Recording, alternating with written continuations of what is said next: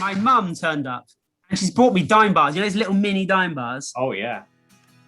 She goes to IKEA and buys them. I love dime bars, John. I love dime bars. Right, I haven't done an IKEA shop in ages. Well, it's massive and you can't possibly be on top of each other. You have to be socially distanced. It's such a huge shop. Until you get to the tills. This is Sheer Isolation. Meatballs. It's presented by Kieran Moore in Trowbridge and John Ponting in Cricklade. Hello, everybody. Thank you for joining us. This is Sheer Isolation. I am John Ponting and I am in Cricklade, and my friend Kieran is over in Trowbridge. Kieran Moore, hello. Hello, John boy. How you doing? Not doing too badly. It's nice to think that we're allowed to go out and do things and things are happening. But then some things are not happening, and we will come on to that in this podcast. We've had good news and we've had bad news. Yes. As I vote, we've got a guest who's connected to the local art scene in some way. And this week we are joined by Tracy Sullivan, who is from Open Minds Mental Health. Another one of your close contacts, Kieran. I met her at Trowbridge Town Hall over 3 years ago, possibly longer. She worked with my wife and she was doing amazing things over in Trowbridge, and she invited me in to help with the music side of things. And you'll hear her in a minute. She's a bit like me. She's very passionate. She talks very quick. She gets quite excited about the things she's talking about. So you can imagine that me and her got on like a house on fire. So the purpose of the next half hour is to do our best to promote the local music scene. And I'm going to go over to Kieran, I think, because I don't think your announcement or your exciting news about the local music scene is going to wait for the 20 minutes until we cover it in the news. So you might as well just blurt it out now. What do you want to tell the world? I want to tell the world that Salem are going on tour. And who are Salem? Salem is a chap called Will Gould, who used to be, he's still the frontman of UK pop punk band Creeper. So basically, Creeper got too massive. They couldn't play small, regular venues anymore. And when you're in a band that's part of a machine, there are so many other aspects you have to take into consideration. Obviously, Will is hardcore, and he doesn't want to wait around for the next tour. So he formed another band and he hit the toilet circuit once again. So he's going back out on the UK. So I think it's a good 20 dates UK tour. And they're playing all the classic venues, for example, Milton Keynes, Crewford Arms. That is a really important one. Oxford, Bullingdon, another important one. Just get to the local ones, mate. Come on. Okay, sorry, local ones. Swindon, they're playing Swindon, and they're playing Frome. So they're playing in Swindon for me and my friend Josh. We're going to be doing the Swindon on a Saturday night. That's going to be sensational. If you can't make it sell it out on a Saturday, then you've got problems. And then on Sunday, the following day, the 17th, they're playing in Frome at the Cheese and Grain. You're not the best at promoting, considering you don't. Whereabouts in Swindon? Oh, the Victoria, the Vic. So we're going to play a track off their new album, I believe. So, yes, this band, they're signed to Roadrunner, which most people listening will think of Roadrunner and they'll think of the little cartoon. But in fact, the metal label in America, this is their second EP. They just call them Salem. So it's Salem 1, Salem 2. I'm sure the next one will be Salem 3, a bit like the Bronx. And this track is called Draculads. I must warn you, John, it's got a really long, quiet intro. So cut the first 45 seconds off. I'll do that now. Yes.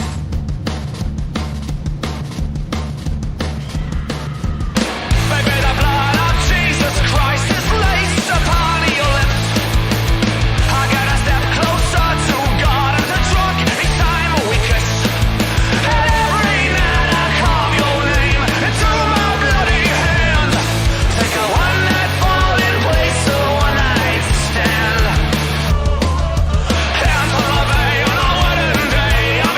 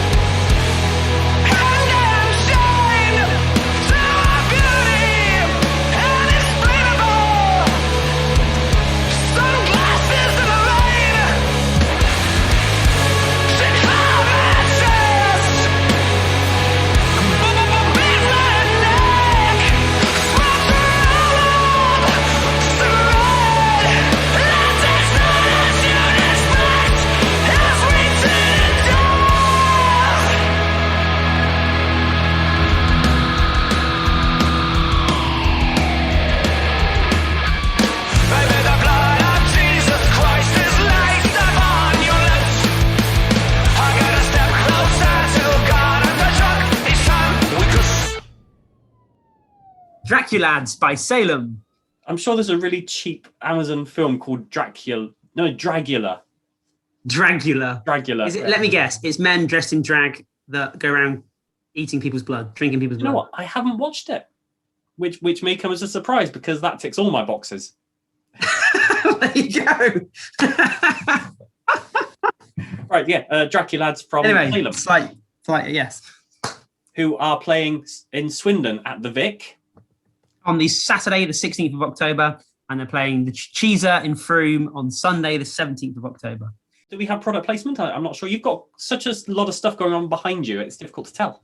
There's an indie band called Dry Cleaning. They're like a post-punk band. I really hate that term now. Anyway, basically, female singer, she's spoken word over the top of ambient noise in the background. It's absolutely fantastic. I love it. Roger from Sound Knowledge in Marlborough. I met him today for a business meeting. I will tell you all about that meeting next week.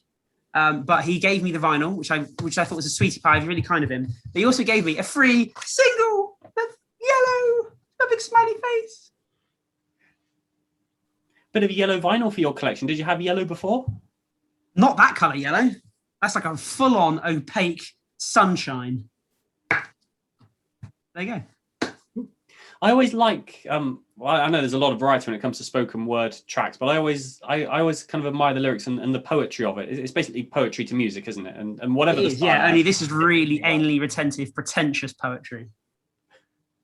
Your favourite. Ticks all my boxes. Just an emo dead stuff collector. That's the hook line. Just an emo dead stuff collector. I just first time I heard it, I was like, yes. Let's move on to our guest. Put your vinyl down. Let's move on to our guest for the week, who is Tracy Sullivan from Open Minds Mental Health.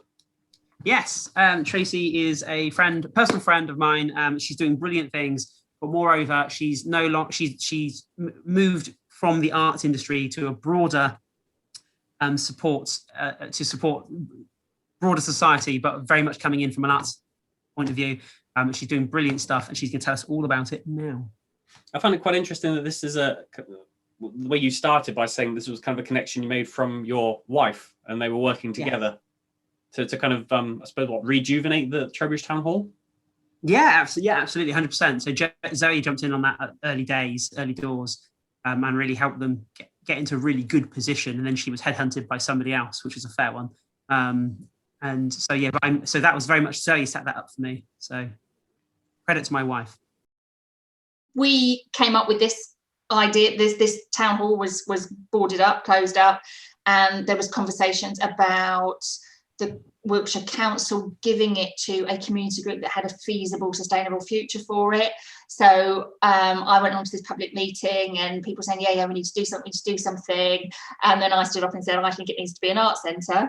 And then from there, it was a very long journey to get into the point where we got Arts Council funding, had keys to the building, we're starting to let people in and host events, and music events were key to that. And so that's then a number of people down the line. We actually managed to have a grown up in the office, which was your wife, who helped us sort out all things finance and spreadsheet. And she was an absolute. It just makes such a difference. It's amazing when you're doing.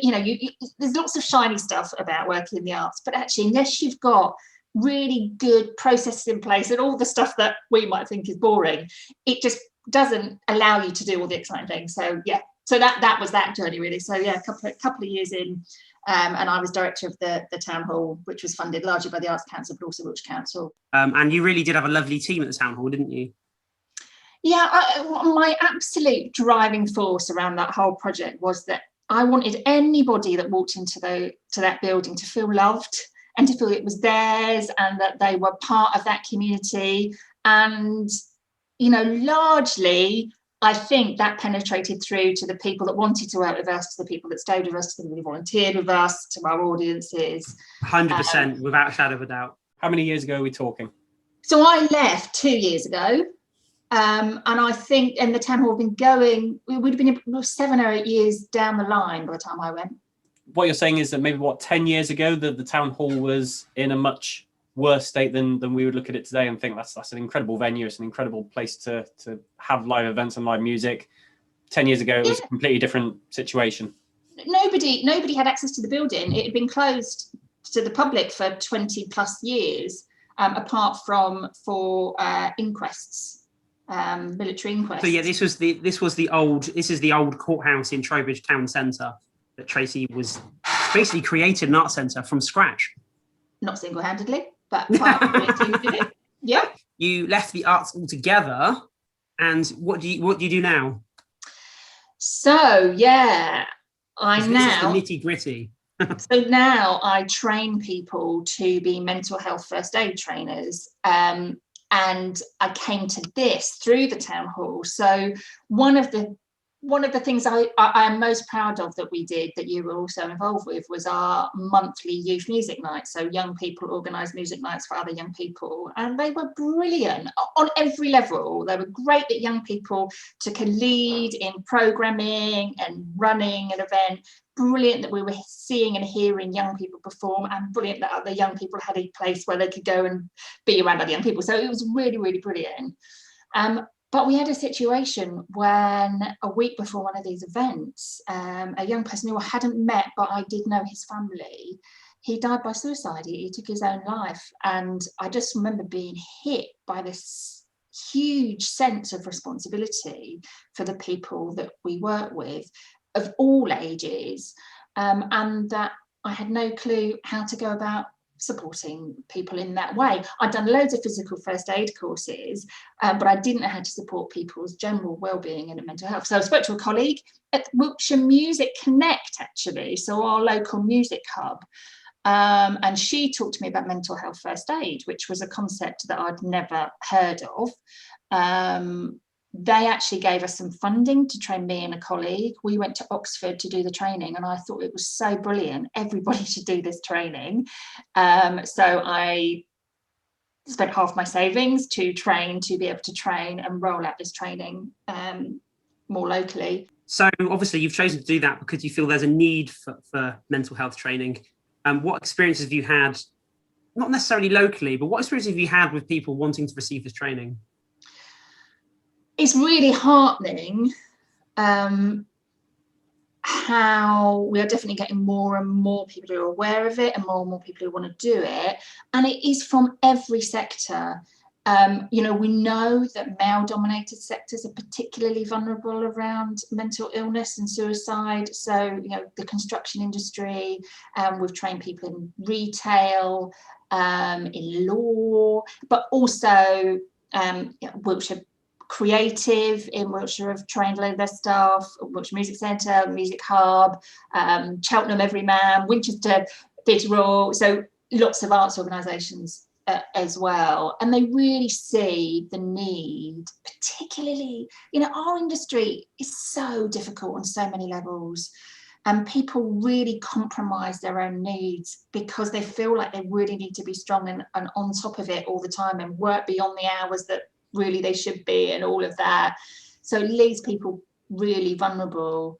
So this training is a brilliant way of people being able to just look out for each other, spot signs when people aren't coping maybe as well as they usually would, and also to be much more aware and mindful of what their own needs are and how to look after themselves and keep themselves well. With the arts industry, we're very aware of mental health. It's something that goes hand in hand almost with the creative arts, where we understand people's creative side and how that affects their personalities and all the rest of it.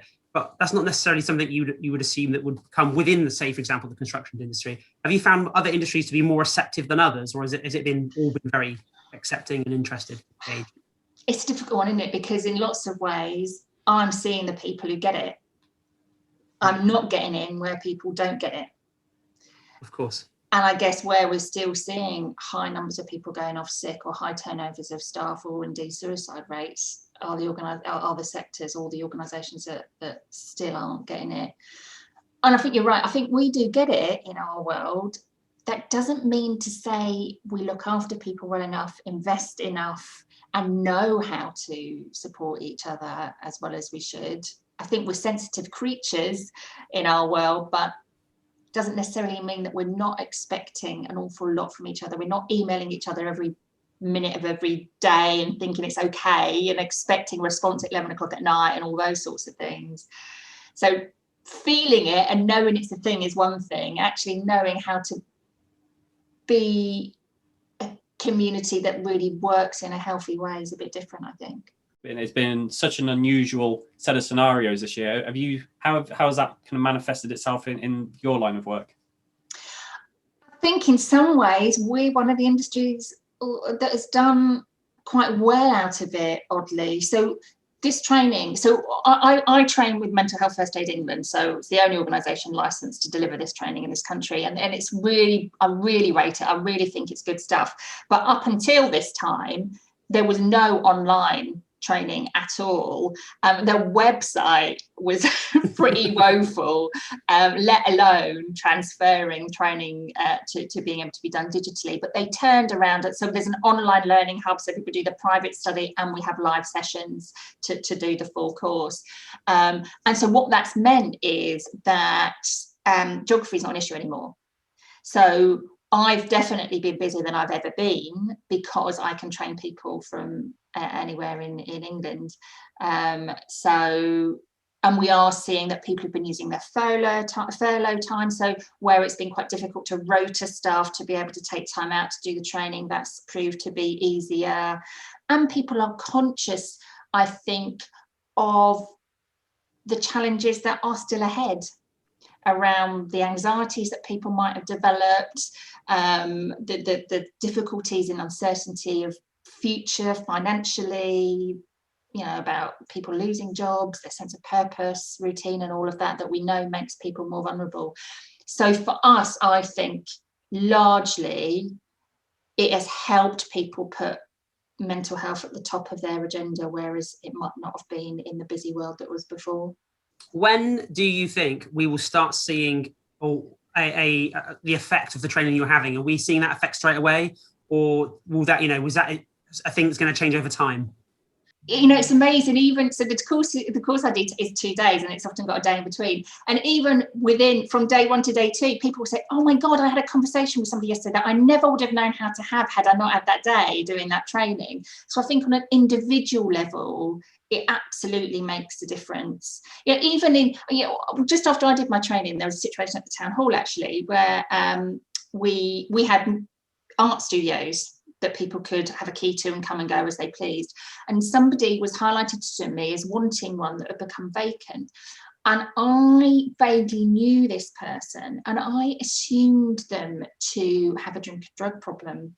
And I was concerned that it wouldn't be safe for them, or indeed potentially safe for others for this person to have this key and access. So I met with her, and it transpired that she had bipolar, and when I had met her, she hadn't been on medication and was quite unwell. And because I'd done the training, I could have an open conversation with her about where she was at in her recovery, the support mechanisms she had around her. And basically, to cut a long story short, what it meant was I didn't discriminate against her out of my ignorance. She was able to become an incredibly important member of our community at the town hall because I had the knowledge and the confidence to have a conversation that I wouldn't have had otherwise. And I think they're life-changing things for people. And if you don't have the confidence and it's not even really about knowledge, it's about the confidence and the openness to really sort of see past what might be on the surface for people. So I think it's making a difference. So if anybody listening and they want to get in touch, or they want to get in touch with you or the organisation to get similar training, how do they do that? So Open Minds Mental Health is so www.openmindsmentalhealth.co.uk is me, or on Facebook, Open Minds Mental Health. But yeah, I'd love to hear from anyone who wants to know anything else about it. It is my, as you probably know, Kieran, I tend to, when I do things, I tend to sort of get a bit passionate about them. And this is definitely my passion at the moment. I want as many people as possible to have this training, because I genuinely feel like it can make a difference. We just need the final matter of the song. Did we actually pick a track in the end? So the band, which is Fuzz.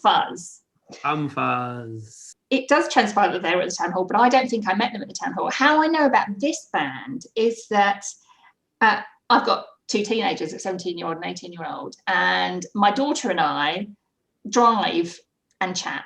And when we drive, she puts music on, and it's like our counselling session, really. It's a really, you know, sometimes that intense, like, come on, sit down, we're going to have a chat thing doesn't work with teenagers. But actually, when you're doing something else, particularly when music's involved, it can be a much more conducive environment to talk about what's going on. So that's what we do. And it was her that introduced me to Fuzz, who are brilliant. So they went to school in Bradford-on-Avon. Fuzz, out of all the bands in this area for the last at least 5 years, Fuzz were the ones that came out with a really genuinely unique sound. There was some real almost Latin and some almost Middle Eastern vibes to their guitar playing and sounds, which just stood out above everybody else. So again, very unique set of boys and people I have a lot of respect for. So that's another excellent choice.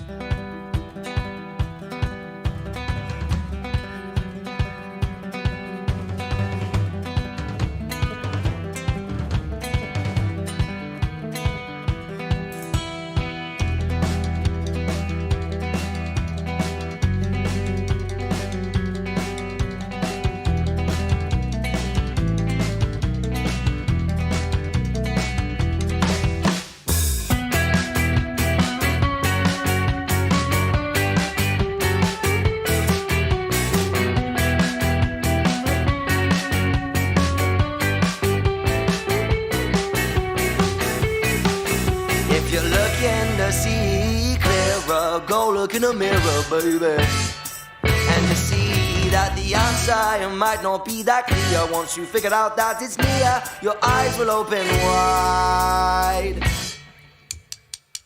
Look into the distance now, make out the outline. Look at this, see clearer now. Wait for my sound from time to time. From time to time I feel a burning from deep inside, and it reminds me of the journey of the mind.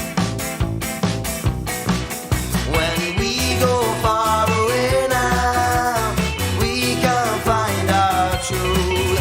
So we look in our inside to find out. We should go count our blessings for a while.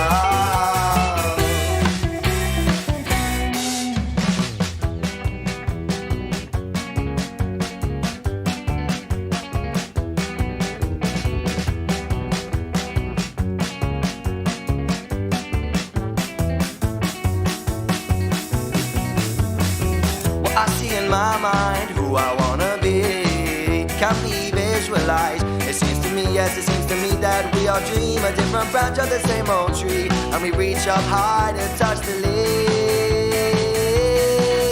When we go far away now, we can find our truth. So we look in our inside to find out. We should go count our blessings for a while.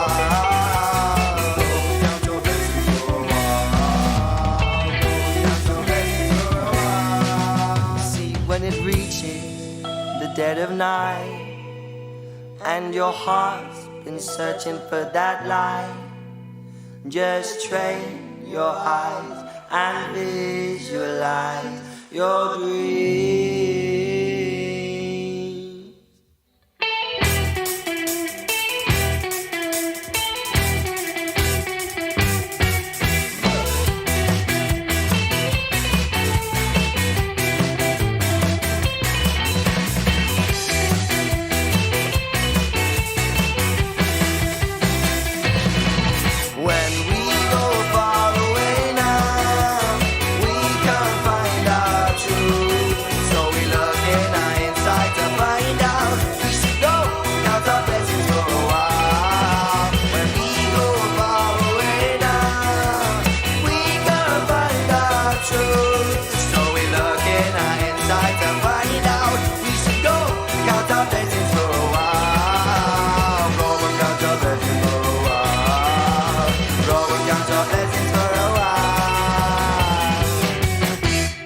Okay, we have just played Fuzz, Scarfunkel.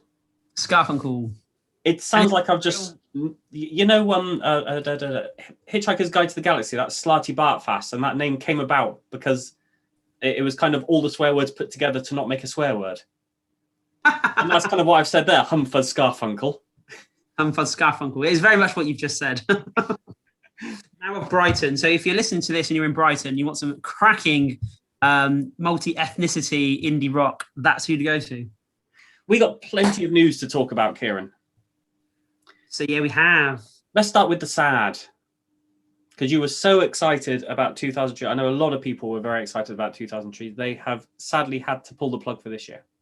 So they have pulled the plug. So they made the announcements and they said, obviously, with the international bands not being able to tour internationally, they couldn't justify the festival and etc., which is completely understandable. And that was a sort of, I was a bit skeptical prior to the announcement whether they would be able to have certain bands on there. But nevertheless, that is what the reason why they've cancelled. But also, rather pertinently, is the insurance. They can't get event insurance for their events. So it's specifically the cancellation insurance, isn't it? Yes, that's it. And obviously, you've got to appreciate there's probably going to be a high possibility that might well happen, and you just can't get the insurance. So, but it does bring into question now that obviously that's early to mid July.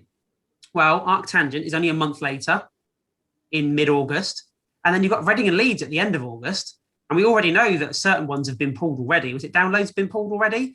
And Boomtown's gone, which is in August. So it's like, how many more festivals are actually likely to go ahead? I'm not convinced there's going to be many.